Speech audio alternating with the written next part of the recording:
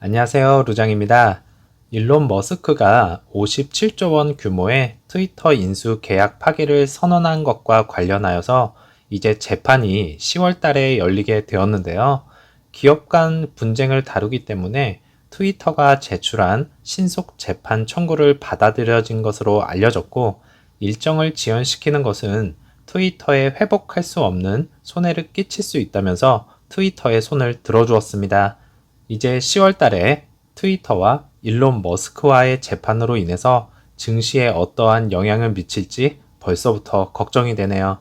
뉴욕 증시는 예상보다 좋은 실적과 달러 약세가 시장 상승을 이끌었는데요. 많은 기업들이 실적 발표를 한 가운데 IBM은 5% 이상 하락을 하였고요. 존슨앤존슨은 0.2% 하락을 하였습니다. 그 중에서는 넷플릭스가 1분기보다 97만 명이 감소한 실적을 발표를 하면서 당초 2분기 가입자 감소 규모를 200만 명으로 제시를 했으나 실제 가입자 수 이탈 규모는요, 예상치보다 적었고요.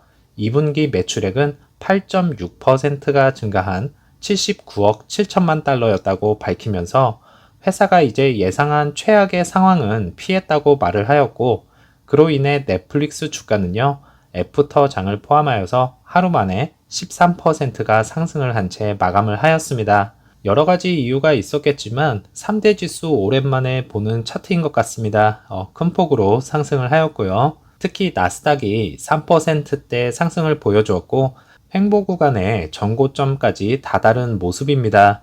두 번이나 상승을 실패를 했기 때문에 이번 세 번째는 꼭 상승으로 이어지기를 바라겠고요. 빅스 지수 역시 양호한 흐름을 보여주면서 지난번 전 저점까지 하락을 하는 모습입니다. 이제 내일이면 테슬라의 실적 발표가 예정이 되어 있는데요. 전기차 섹터주에 어떠한 영향을 미칠지 유심히 관찰을 해야 할 것 같습니다. 루시드 차트입니다. 플러스 2.1%가 상승을 하였고요. 애프터 장에서는 플러스 0.25%가 상승을 하면서 20.43불로 마감을 하였습니다. 오더플로우에서는 라지 스케일에 상당한 매수가 다시 들어왔고, 미디움과 스몰캡에서도 매수가 약간 더 많은 것을 확인을 할 수가 있었습니다. 일본봉에서는 나스닥의 흐름을 따라가지 못하는 모습을 보여주면서 장 초반에 두 번에 급격하게 하락을 하면서 공포 심리를 자극을 하였고요. 그로 인해 다시 조정을 받는 것이 아닌가라는 생각이 들었지만은 지수의 상승으로 그래도 플러스 마감을 하는 모습을 보여주지 않았나 생각이 됩니다. 이제 기술적으로만 보자면 시메디컬 트라이앵글로서 주가의 방향이 이제 상승으로 이어지고요. 어센딩 트라이앵글 또는 시메디컬 트라이앵글이 나오게 되면 상승으로 이어질 수 있는 확률이 높다는 것을 말씀을 드릴 수가 있겠고요. 그래서 지난번 영상에서 말씀을 드렸듯이 점차적으로 상승을 이어지다가 추세선들과 만나게 된다면 22일에서 26일 사이에 큰 상승이 한번 나올 수 있다고 말씀드린 부분이 있었습니다. 이것은 뭐 어디까지나 기술적 측면에서 바라본 입장이고요. 요즘 하도 변수가 많다 보니까 변동성이 심하네요. 일단은 기술적 측면을 말씀을 드렸습니다. 어제장 고생 많으셨습니다.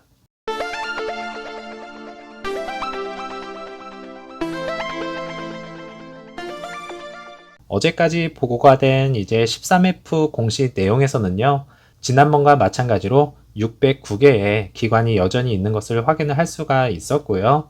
551개의 롱 포지션을 유지를 하고 있고, 점유율은 70.15%인 것을 볼 수가 있겠습니다. 매수한 목록 중에서는 현재까지 특이한 사항은 없어서 안 가져왔고요. 매도한 목록 중에서는 수많은 기관들이 증시의 하락과 종목 주가의 하락으로 인해서 버티지 못하고 100% 매도를 한 것을 확인을 할 수가 있었는데요. 정확한 내막은 모르겠지만 기업의 자본으로 투자를 했다면 어느 정도 버틸 수가 있었겠지만 금리 인상 등으로 인해서 많은 기관들이 버티지 못하고 손절을 하는 것이 아닌가라는 개인적인 생각을 말씀을 드리겠습니다. 아직 발표가 되지 않은 스튜디오 오픈을 준비하는 곳이 있었는데요. 뉴욕 화이트 플레인스 다운타운에 위치한 웨스트 체스터에 준비를 하고 있는 중이고 고급 쇼핑몰이라고 합니다. 럭셔리 브랜드로서 한 걸음 더 나아가는 계기가 되었으면 하고요. 2023년 겨울 정도에 오픈 예정이라고 하네요. 루시드의 짧은 공연 한번 먼저 보시겠습니다.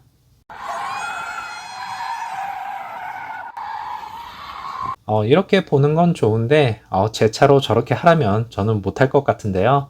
예전에 어릴 때 젠쿱으로 드리프트를 한 적이 있었는데 타이어가 터지고 휠까지 다 손상이 되어서 그 다음부터는 이거는 하면 안 되는 거구나 생각을 하고 다시는 안 하고 있습니다. 이제는 이렇게 보는 걸로 만족을 하겠습니다. 베어스 워크샵에서 그동안 영상 업로드가 안 되어서 의문이었는데요. 기상 악화로 인해서 드론을 띄우지 못하면서 지연이 되었다는 소식이 있었고요. 다행히 이제는 어느 정도 드론을 띄울 수 있는 상황이 되었고 전체적인 루시드 공장 건설 현장을 다시 볼 수 있게 되었습니다.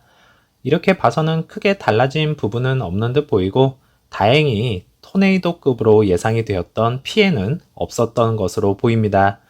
이제 주차장 공사를 진행하려는 듯 약간의 이제 자재들이 보이기 시작을 하였고요.